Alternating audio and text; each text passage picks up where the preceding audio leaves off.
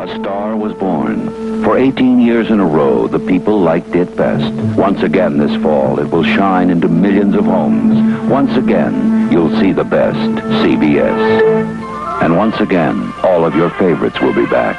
A Ted Baxter exclusive starring Ted Baxter. Ladies and gentlemen, hello, and welcome to a Ted Baxter exclusive. Now, today I'm proud and privileged to have the rare pleasure of playing host to all of the stars of returning CBS shows. Come on, Silver Tongue, let's go. I'll be conducting in-depth interviews and asking the kinds of questions that America has come to expect from this reporter. Let's say hello to the stars.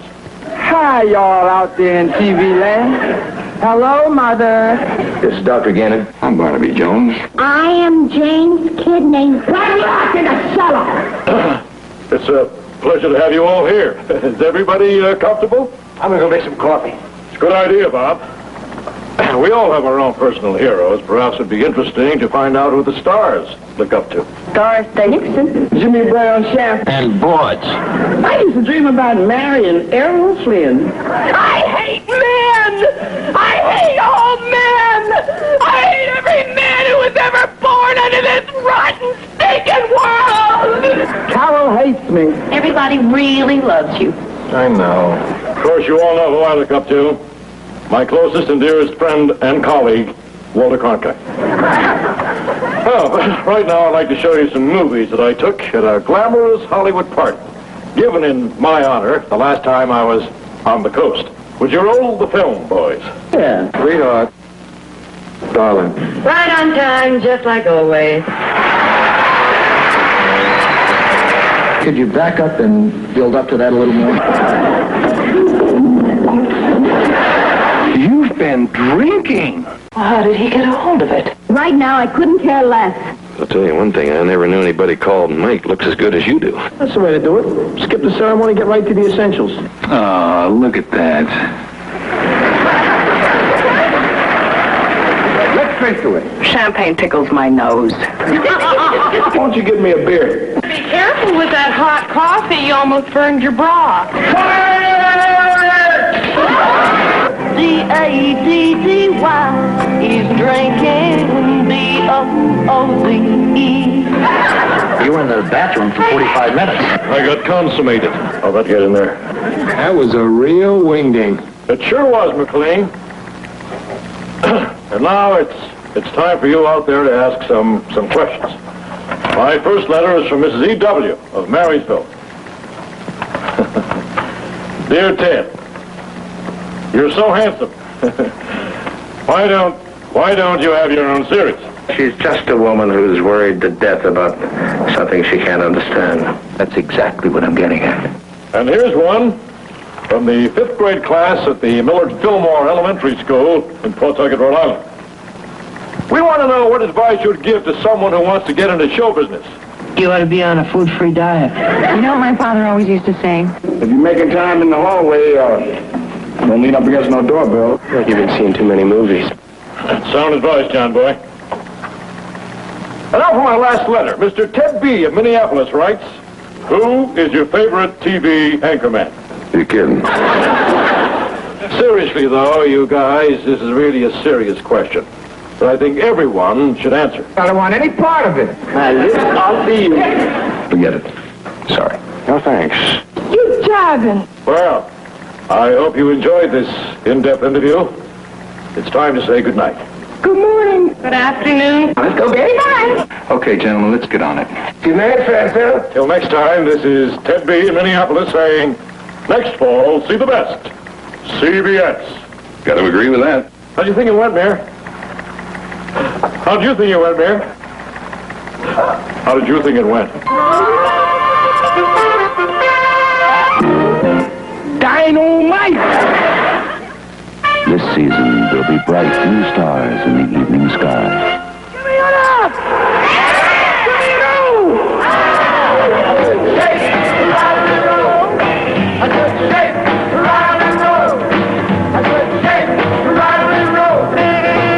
It was a very special kind of time. It was the last period of innocence the country's known. We just finished with a war. we really had nothing to worry about except ourselves, our homes, our 2 cars, our television sets. For those of us who were teenagers, the clothes on our backs. 1 for the money, 2 for the show, 3 to get ready, now go, cat, go. I suppose in hindsight, it's easy to look back and say, hey, didn't we dress funny then, or didn't we behave peculiarly then? But it wasn't peculiar to us at that time.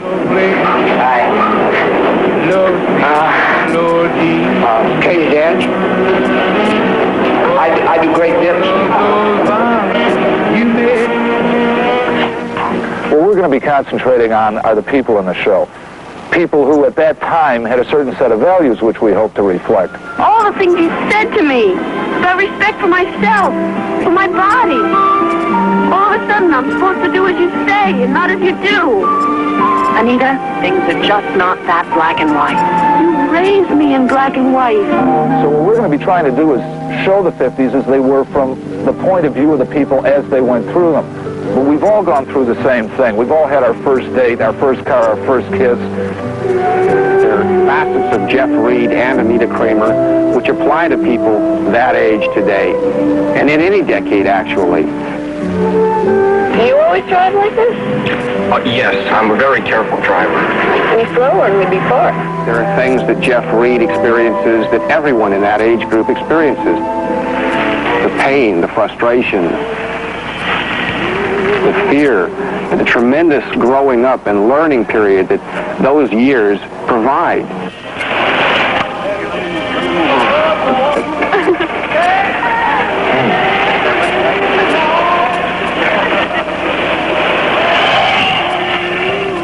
You mad? No, I'm not mad.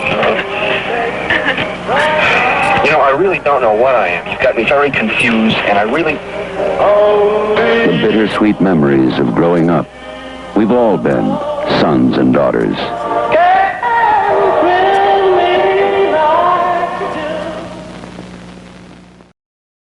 Who is Paul Sand?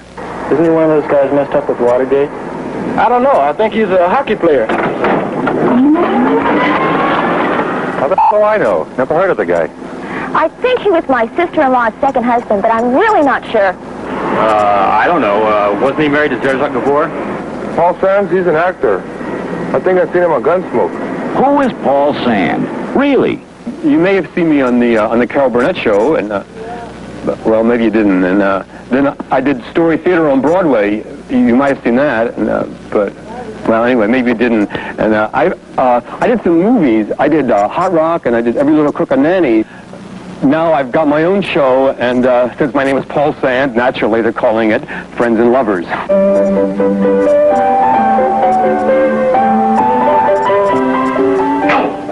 come on! No, stop it! What am I supposed to say to a girl I haven't talked to in 3 years? Can I come over? Look at all this beautiful furniture. Any of this stuff yours? No. Thank God. Listen, I'm in the kitchen making spaghetti. You want to watch? Terrific. I think I saw pictures of this place once. In Housley Swamp. Anyway, but this is really the kind of a part that I can sink my teeth into.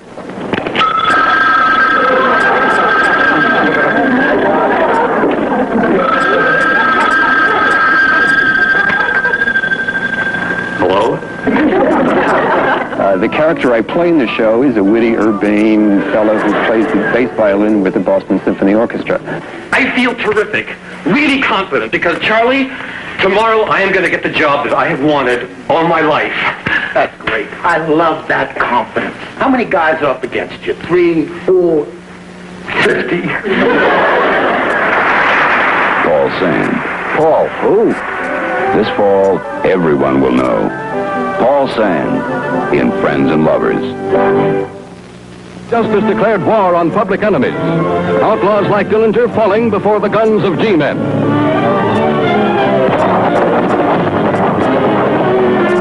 Proof that crime does not pay. The time is the early 30s. The system wasn't working. Banks had no money. The factories were closing down. The farmers were being put off their land. In their rage, they tried to find ways to strike back, and they were helpless. And they started to create folk heroes. And the folk heroes They're rather ugly. We come to rob your little bank, folks. Dave Barrett found that the victims of the predators were people like himself, like his family. In the end, they were the ones who died. In the end, they were the ones who paid the price. What was it, Barrett? Had courage? $1,000 reward. Hey, you crazy!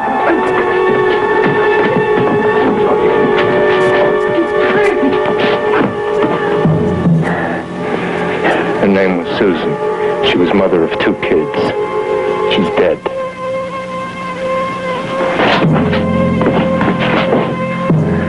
It's Paul, her husband. He may die yet. This is Wilcox Barnes. He's lucky. All he lost was some money. See those people? They were near killed. You still don't want to know my reason for doing it, mister? Dave Barrett represents the side of law and order and trying to deal with the realities of those criminal heroes and tracks them down one at a time. He's well equipped for it, knows how to handle weapons. He has the instinct of a hunter. You're going after them, then? Hunting's something you taught me, Pa.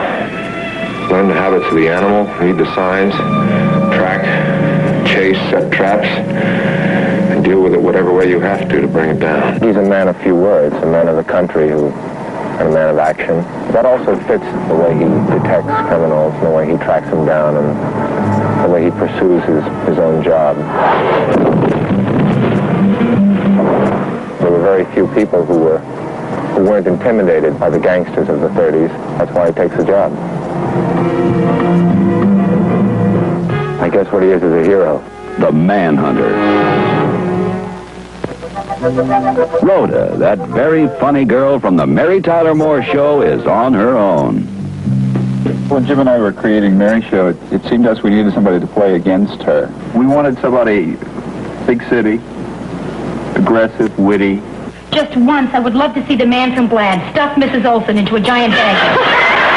Rhoda's just, kind of funny. She sees a lot of funny things in life. Will you do it? Will you take care of my darling goldfish? Do I have to flush it down the toilet? Another woman right now. She's more mature. Not as insecure as she used to be, particularly about men, about herself. I'm going to do it this week skiing. Maybe I'll get mistaken for Allie McGraw. Terminal but cute. Much improved, but still not all the way home. She's still schlepping through life. This garbage is counterfeit. I have $35 worth of makeup in here, and if I throw this away, I will lose that natural look. Rhoda is going back to her origins, a totally new person, and that's going to be kind of interesting. Mary, something's just occurring to me. Tomorrow morning, I will be leaving Minneapolis, which, strange as it sounds, is my home, where my friends are, to go to New York where my friends aren't, where the only 2 people I know anymore are my parents, which is another story entirely. She's going to meet that man, who she has been looking for sort of off and on for the 4 years of Mary's Show. Mr. and Mrs. Martin Morgenstern are relieved to announce their eldest living daughter, Rhoda Fay. Valerie Harper stars as Rhoda.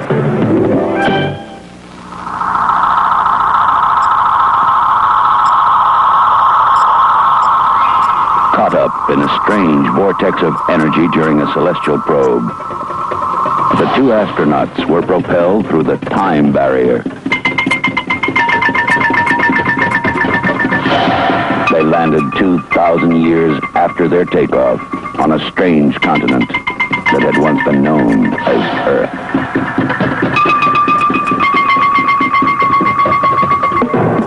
From one of the most successful motion pictures ever made comes an exciting new television series, Planet of the Apes. Planet of the Apes takes place on Earth, but some 2,000 years from now, there's been some sort of cataclysm that's changed the whole complexity of the planet. We find that the whole world is turned upside down, that when civilization regenerated itself, the apes became the dominant members of society. We're creating a world that never existed, so we have plenty of latitude both in the behavior of people, the society we're creating, the way it looks. The way we see civilization regenerating itself is with the apes, of course, at the top. The center of government is Ape City, where there are just a few humans who work as clerks and servants. Most of the humans live in comparatively rural communities. There are many special and difficult production problems. Foremost is that of the ape makeup. It takes close to 4 weeks to get an ape made up. First, we have to start with a gooey plaster substance and make a mask of the face. Then when that hardens, it's cast to mold. And on that mold, the facial characteristics of the simians are built. We spent somewhere between 3.5 and 4 hours putting these appliances onto the ape characters. The show is going to have a very strong philosophic base. For the Planet of the Apes is a world regenerating itself from our own civilization, mirroring in a strange way what's both good and bad about our own lives. And our two astronauts are going to find themselves in a world where evolution has gone completely haywire. Roddy McDowell, Ron Harper, and James Martin star in Planet of the Apes. And James Martin star in Planet of the Apes. The celestial excitement of the silver screen comes to television. As always, the CBS Thursday and Friday night movies will present an impressive lineup of successful motion pictures, including an all-time comedy favorite that sired a successful television series. Check this place out. See what the nurses are like. Oh, Frank, my lips are hot. Oh. You're going to share this with the rest of the Frank! Oh. Frank! Wait! Don't you use olives? We do have to make certain concessions to the war. We're 3 miles from the front line. I wonder how a degenerated person like that could have reached a position of responsibility in the Army Medical Corps. He was drafted. Donald Sutherland and Elliot Gould in a bizarre, funny, mobile Army surgical hospital, MASH.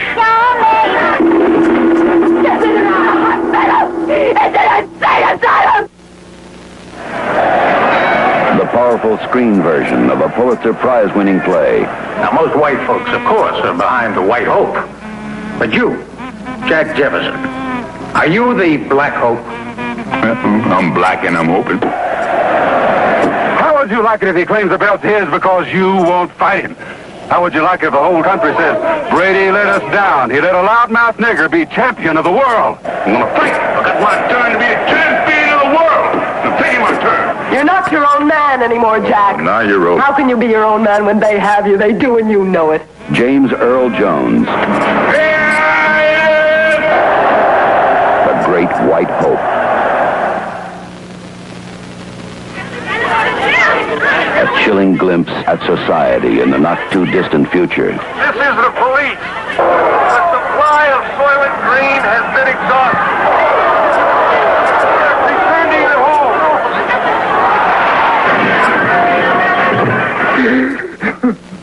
Edward G. Robinson. How do we come to this? In this grim world, knowing the secret of life means death. Charlton Heston. Just do what you have to do.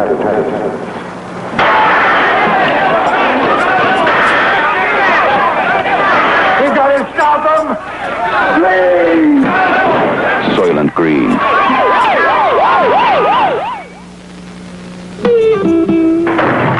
We've been robbed by the John Dillinger gang. That's the best there is. The film chronicle of one of history's most desperate punks. What do you think of this jail? Ain't no jail to hold me. Cloris Leachman, Ben Johnson.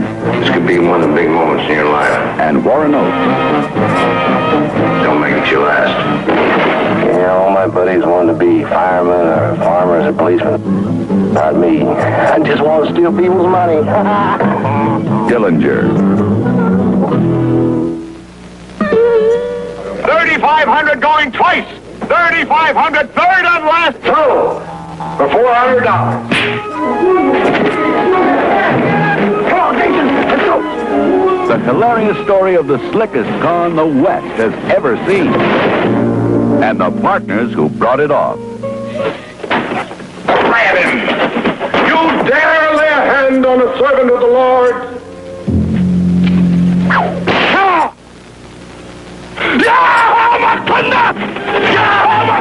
James Garner, Edward Asner, and Lou Gossett. Skin Game. In addition, outstanding motion pictures made especially for television. What you got there? Snakes. A scientific mission becomes a floating death chamber. Ah! The valve jam! Emergency!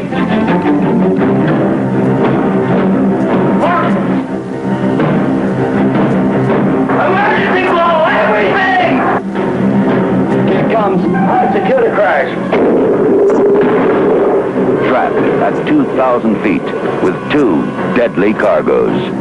David Jansen and Hope Lang. Ferdinand. Also, encore presentations of highly acclaimed films. All 5 epic dramas of man versus ape. Major stars and compelling stories. The CBS Thursday and Friday night movies. This year, CBS plays host to truly stellar attractions. The Bicentennial Minutes, daily salute to our American heritage. 4 different actors in distinguished portrayals of Benjamin Franklin. The American Parade, the Entertainer of the Year Awards, the Grammy Awards, the Country Music Awards.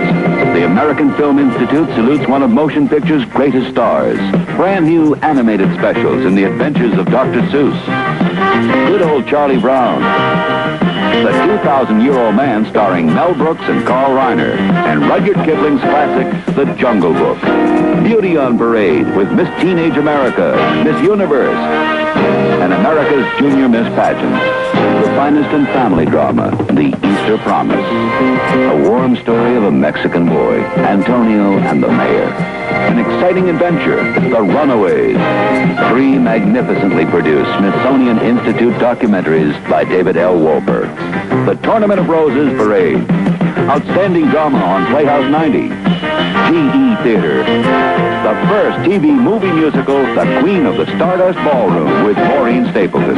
3 specials starring the Walton family. An encore presentation of the 9 Emmy winner, the autobiography of Miss Jane Pittman. Glittering television personalities like Perry Como, Bing Crosby and Friends, the Osmonds, Doris Day, Sandy Duncan, the one and only Carol Burnett, and television's queen of comedy, Lucille Ball. A very special season on CBS. CBS Sports, all the action.